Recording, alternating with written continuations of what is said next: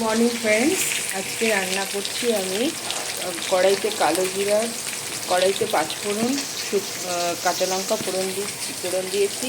আজকে রান্না হচ্ছে কাটোয়ার ডাঁটা। কাটোয়ার ডাঁটা রেসিপি বেগুন, কুমড়ো, আলু দিয়ে আমি কড়াইতে ছেড়ে দিলাম।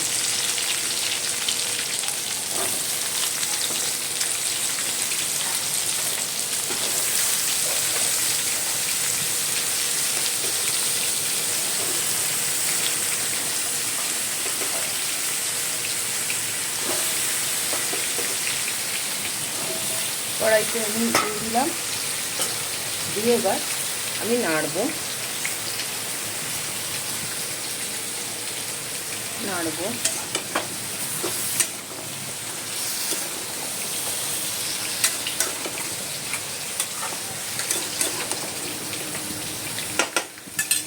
আমি নুন দিয়ে দেবো।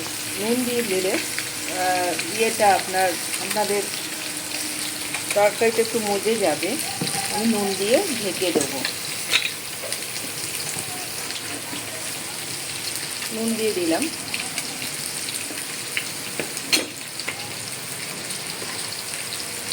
নুন দিয়ে এবার আমি তরকারিটা ঢেকে দেবো।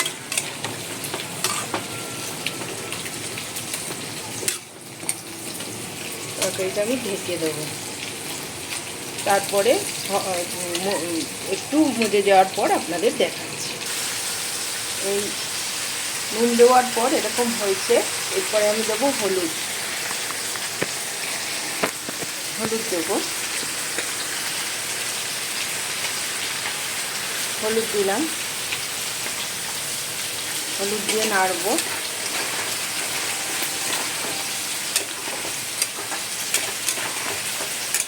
হলুদ দিয়ে নাড়ছি।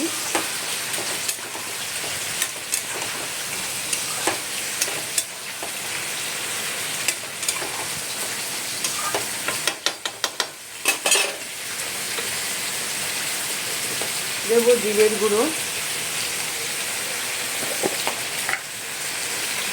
দেবো।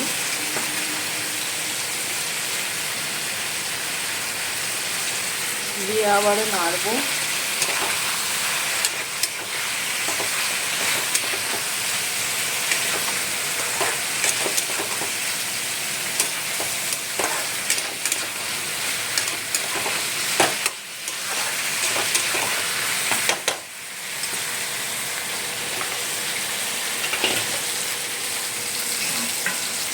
তারপরে আমি একটু ঢেকে দেবো। ঢেকে দিলাম। দেবো, তারপরে জল দিয়ে দেবো।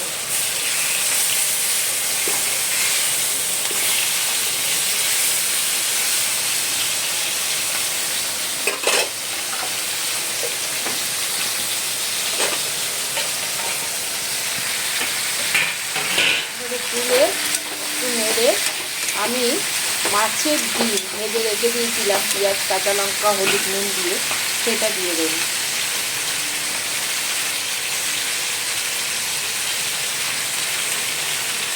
সেটা দিয়ে দিলাম। দিয়ে আমি আবার নাড়বো।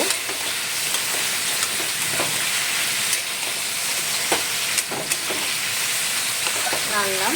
এবার আমি একটু সামান্য চিনি দিয়ে দেবো। অল্প সামান্য আমি নকুন দানা দিয়ে দিলাম। দিয়ে আমি নেড়ে দেবো।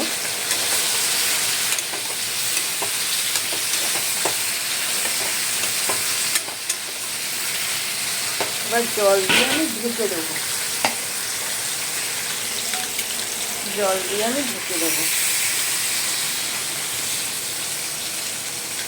নেক্সট স্টেপে হয়ে গেলে তারপরে আমি আসছি।